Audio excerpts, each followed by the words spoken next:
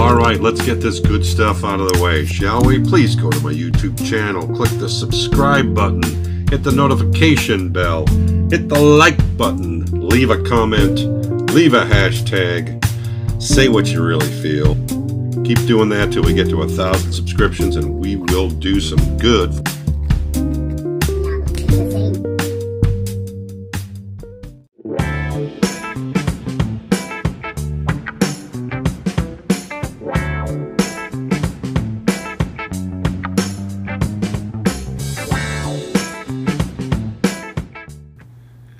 And welcome back. We are doing one of my favorite dishes of all time today. It consists of 3 components: peppercorns, pecorino romano, and thick cut spaghetti. I'm talking, of course, about cacio di pepe, which loosely translated means cheese and pepper.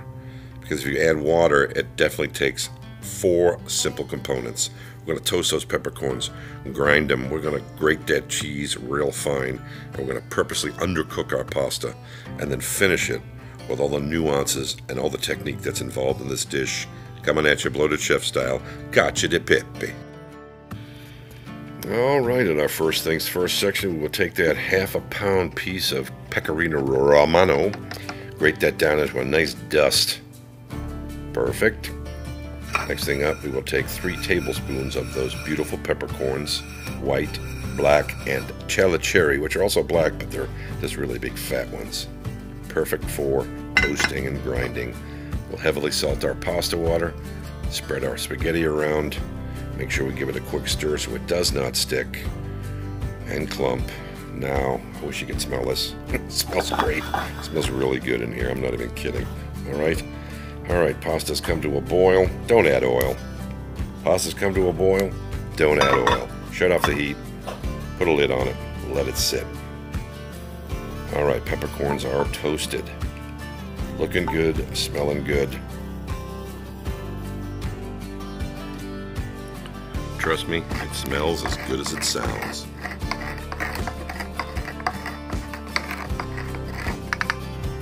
And these peppercorns are now extremely floral and really beautiful. Next step, very important, this is where we make our cheese slurry.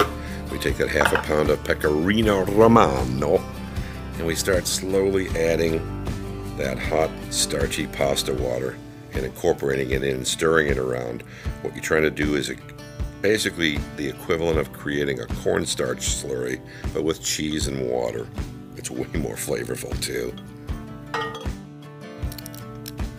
And after about 3 or 4 minutes of slowly working that pasta water in, it comes out looking like this right here. Okay. Next step, let's take those toasted peppercorns that are now ground and get them back in that smoking hot pan, about medium-high heat, and then we'll start adding that luscious, starchy pasta water, okay? It's going to end up being about 3 cups. That looks about right, and you want to go ahead and let that start to simmer, and that's just going to reduce, just like a sauce.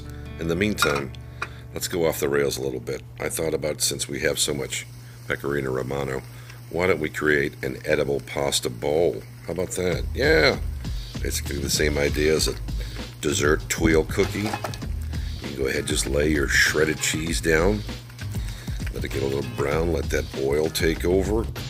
Creates a nice little disc, and then you give it a quick flip about 3 minutes later. Give it about a minute more, and then lay it down up top.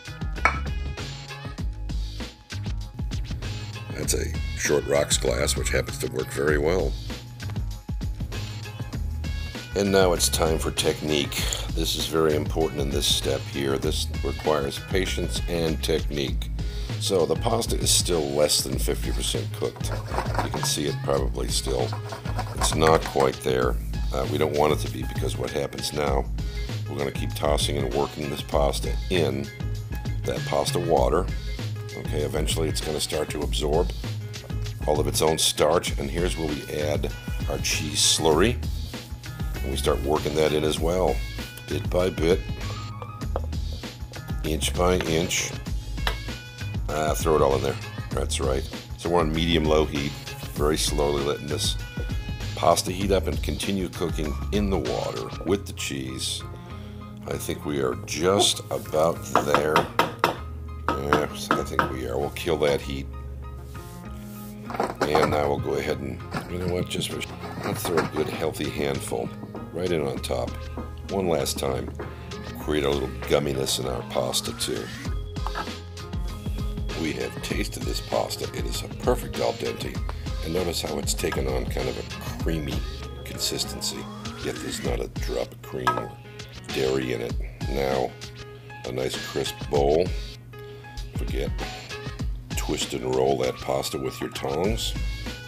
Even when you're putting it in a regular bowl, do the same thing. Set that second layer on top and whoop, whoop. Always go for the vertical.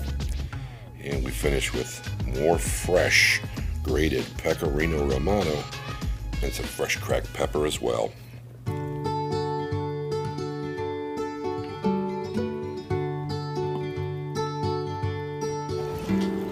And there's another tutorial in the books. We are marching towards 1,001 subscriptions. When we get there, wonderful things can be done for charity. 50% of everything I earn from YouTube will go directly to charity. And there's 3 things, maybe 4 you gotta do. I'll list them for you. Hell, I'll tell you. Subscribe, like, share, hashtag, leave a comment.